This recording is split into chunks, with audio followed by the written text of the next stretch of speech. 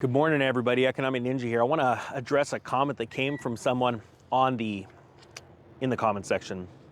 And it was in regards to a video I did about somebody that asked a question saying, what do you do when you only have $3 at the end of the month? I'm paraphrasing. After you've paid your bills, how can you get wealthy that way? And somebody had said, I think they meant well. But they said, hey, don't waste your breath on someone that's stating they've only got $3, when in all reality, they're probably driving around an F-350, wearing nice sunglasses and a high-end cell phone. And so I want to talk about that because I do believe that person wasn't meaning anything bad by that comment. But I want to tell you a story about me. And so it's embarrassing to tell the story, but the truth is knowing where you have to remember where you came from to keep on the track of where you want to get to in life, especially financially. And the fact is, I lived with my parents till I was a pretty good age. I don't even remember how old I was. I want to say Mrs. Ninja would definitely tell me the facts because she has a better memory than me.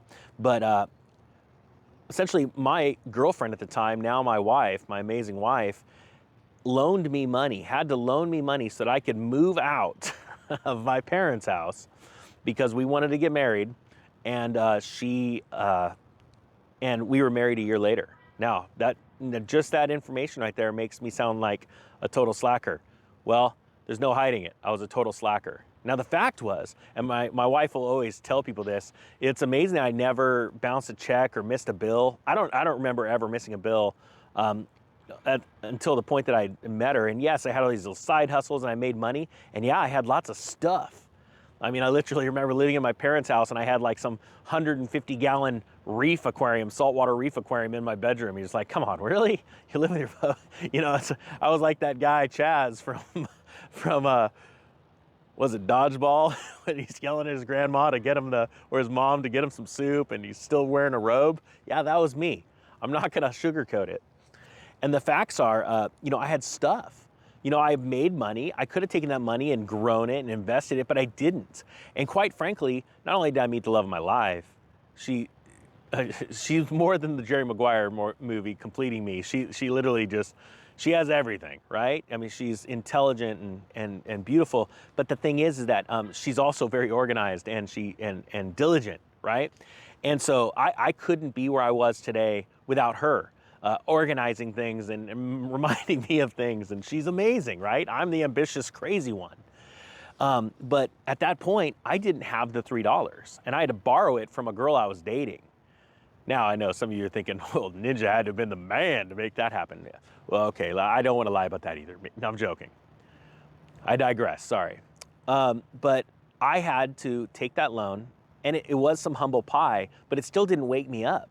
And so for a couple of years, we got married, we're happy. I mean, going through everything a newlywed couple goes through. But it wasn't until we found out that we were pregnant with our first child. And that was when it just clicked. And I'd always wanted to be successful. Don't get me wrong. I'd always wanted to prove to my folks that I had made it. I wanted to prove to my friends, as a matter of fact, I spent more time wanting to prove to other people than prove to myself. That's another thing. That's a whole nother video. The facts are, I didn't have the money. I had to loan the money from my wife. Now, when I had my son, everything changed. I started reading books like I couldn't handle school. I failed out of school. I was a horrible student. But boy, I could read a financial book like you wouldn't believe. And before you knew it, 20, 30 books stacked up, and I'm just like, I'm a fiend. I couldn't stop talking about money, investing, growth, all that stuff, personal growth too. I'd read motivational books.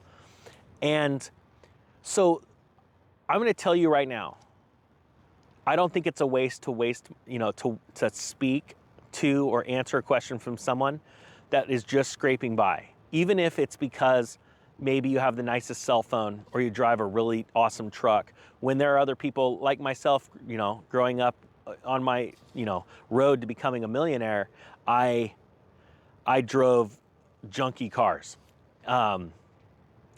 I will spend the time with someone when they ask a good question. When people ask good questions and you have their attention, it's the chance that you always wished would have happened to you. I wasn't out asking people questions when I was living at home with my folks, not finishing school. I mean, don't get me wrong, I worked a trade and I went to trade school and finished that and all that stuff.